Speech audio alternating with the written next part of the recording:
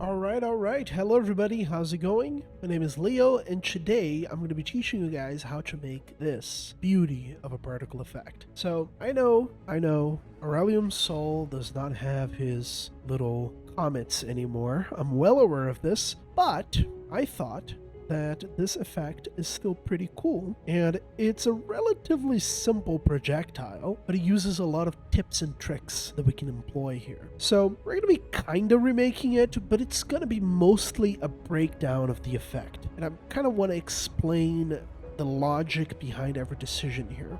Here we have the comet, right, for this particle effect. And interestingly, I want to mostly break down the particle systems here, but we are going to delve a little bit, just a tiny bit, into the 3D modeling side, because there's one pretty cool model here. First, we have some speckles. So this is literally just some stardust. You can see here that as I move my mouse about, we have just some little sparks. And the idea is that we spawn them over distance, and they have a very snappy color and size over lifetime, so that over a lifetime they just fade away really, really quickly. So this is just thoughts behind those. And finally, we have these. Now these are much cooler and much more interesting. The way that these work is that once again they have rate over distance, right? But they also have a shape. They have a sphere. So what this means is that whenever I move around this particle system, it spawns random particles on random positions of these spheres. So sometimes it spawns here,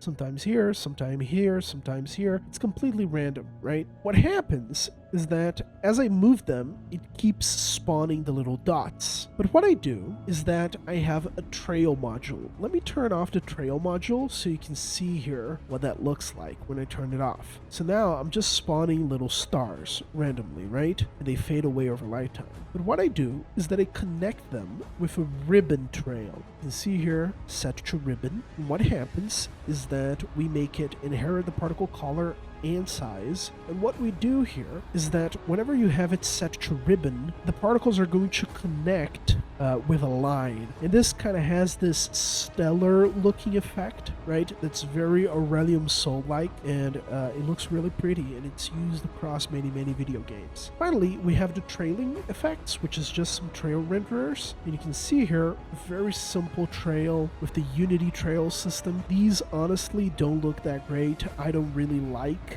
Unity's trail system, but it's the best we got. And what I have here is that I have two of them. So I essentially have one layer of hot and cold trails. So you can see here that at the tip of the projectile, it is very orange and almost pinkish. And at the outer end of the projectile, it is a blue, more muted, colder tone. So this is the type of stuff that we want to go for, because we want to emphasize on the center of the projectile, because that's where the hitbox is, right? Finally, we have these glow dots. So I have two of them here. So one of them is set to alpha mode, and the other one is set to be additive. So if I put them side by side, you can kind of see the difference here. So this one is kind of adding light into the background, and this one is replacing the background. So when you combine those two things together, you get this effect where you have one part that's very hazy and angelical, and it looks like light spreading outwards, but at the very core of it, it is pretty much fully replaced by that color. And finally, here we have a more interesting part of the projectile, which is these two 3D models here.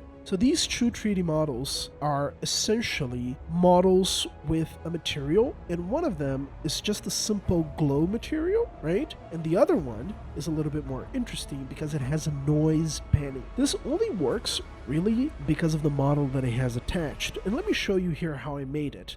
So this is Blender, completely free. So you're going to press Shift A, you're going to do Mesh, and you're going to do a UV sphere. So what we're going to do here is that we're going to press Tab. We're going to go here by pressing those little buttons. You can go into the side view, and we're going to select faces. And we're just going to also select this view, which makes the wireframe visible. We're going to select everything, and we're going to delete those faces. Now, if we press Tab again and go back to the solid view mode, you can see that now we have this capsule, right? We're going to press S to scale, Z to scale along one as-is, and we're just going to expand it. And you can see here that now we got this bullet looking thing. This is essentially the model that I'm using. One extra trick you can do is that you can go into UV editing, right? And you can see here that this UV is only filling up half of the UV space. So what you do is that you select this, going to UV, constraint image to bounds, and then you just scale it up.